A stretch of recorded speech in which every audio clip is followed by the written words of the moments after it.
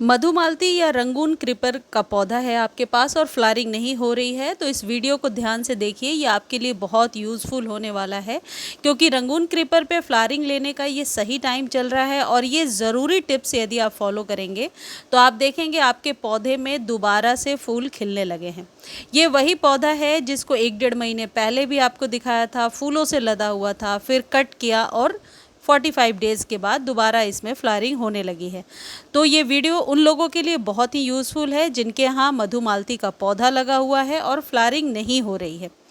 Flowering लेने के लिए ज़रूरी टिप्स क्या है, पहले क्या हमें ध्यान रखना है। सबसे पहली चीज़ होगी सनलाइट। सनलाइट के बिना इस पौधे को सरवाइव कराना बहुत ही मुश्किल है। देखिए ये पौधा पहले ऐसा दिखता था, मैं दिखा देती हूँ। सनलाइट बहुत ज़रूरी है।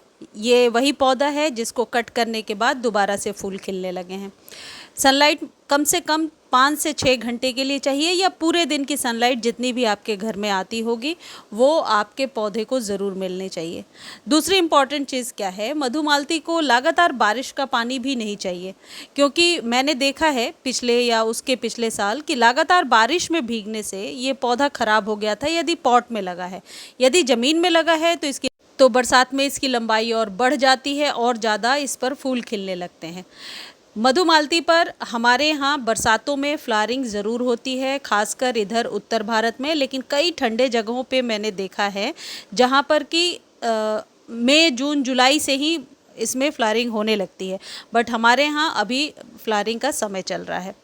दूसरी इम्पॉर्टेंट चीज़ है कि यदि पत्तियाँ पीली हो रही हैं, जो ओल्ड लीव्स हैं कुछ इस तरीके से वो पीली हो जाएंगी, तो उन्हें मैनुअली आप हटा दीजिए, जैसे मैं हटा रही हूँ, क्योंकि ये पत्तियाँ जो हैं ये अपने आप गिरेंगी ही, ओल्ड लीव्स गिरेंगी और इस तरीके की सूखी हुई स्टेम जो पहले फ्लावरिंग के बाद रह गई थी उसे हटाना बहुत ज़रूरी है, नहीं तो पौधा बहुत झाड़नुमा हो जाएगा। एक चीज़ और ध्यान रखिए कि यदि पौधा लंबा है, बहुत सारी स्टेम्स निकाल रहा है, पत्तियां निकाल रहा है, तो भोजन ज़्यादा चाहिए उस पौधे को।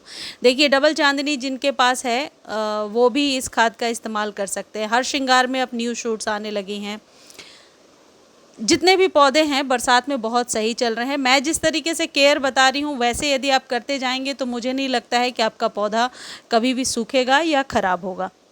ये जो खाद है ये 6 से 7 दिनों में आपके मधुमालती पर असर दिखाने लगता है, और मैंने पहले भी यूज़ किया है इसको, अच्छा रिज़ल्ट होता है।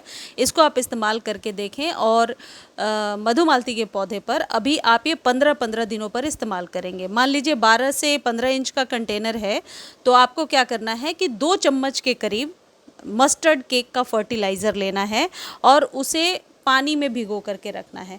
हमेशा केक फॉर्म में खरीदिए, जैसे ये पौधा आपको दिख रहा है। इसको बहुत आसानी से पाउडर बना करके, यदि मिट्टी बहुत गीली है तो डायरेक्टली भी सॉइल में डाल सकते हैं, लेकिन मैं हमेशा रेकमेंड करती हूँ कि आप इसे लिक्विड फॉर्म में दीजिए, तो रूट्स तक बहुत जल्दी पहुँचता है और असर हमेशा अच्छा करता है। तो 1 लीटर या 1.5 लीटर करीब पानी लीजिए, 2 चम्मच भिगोइए, 24 आवर्स के लिए इसे आप रहने दीजिए एज इट इज़।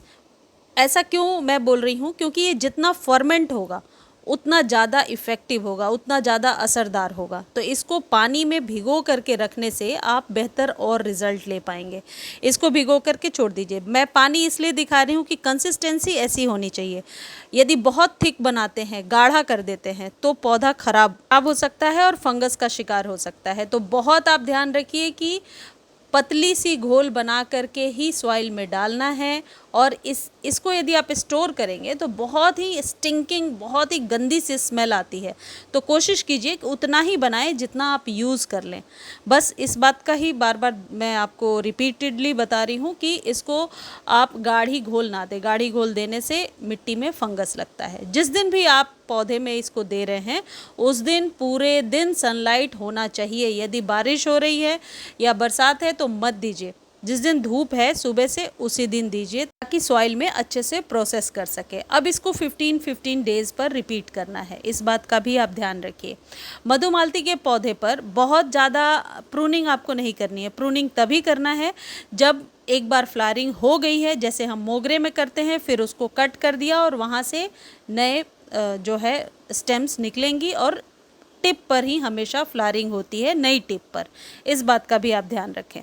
अब इसमें एक लगातार क्वेश्चन आप लोगों की आ रही थी कि मेरे मधुमालती के फूलों का रंग गहरा नहीं होता। देखिए, इसके फूलों का रंग जो है दो कलर का होता है। शुरू में जब पौधा बिल्कुल न्यू है तो वाइटिश नज़र आते हैं, बाद में थोड़े से लाइट शेड के पिंक, और ज्यों-ज्यों पौधा पुराना होता जाएगा ये डार्क पिंक शेड के नज़र आएंगे।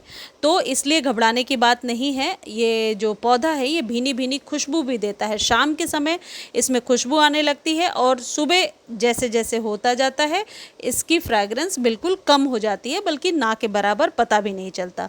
तो मधुमालती एक ऐसा पौधा है, बेल वाला पौधा यदि आप अपने घर में लगाना चाहते हैं मधुमालती ज़रूर लगाइए। लेकिन हाँ, गमले में जब आप किसी पौधे को लगाते हैं तो खाद का प्रॉपर ध्यान रखना चाहिए। मुझे उम्मीद है ये वीडियो आपको बहुत अच्छी लगी होगी। वीडियो अच्छी लगती है तो चैनल को लाइक, शेयर और सब्सक्राइब करना ना भूलें। धन्यवाद।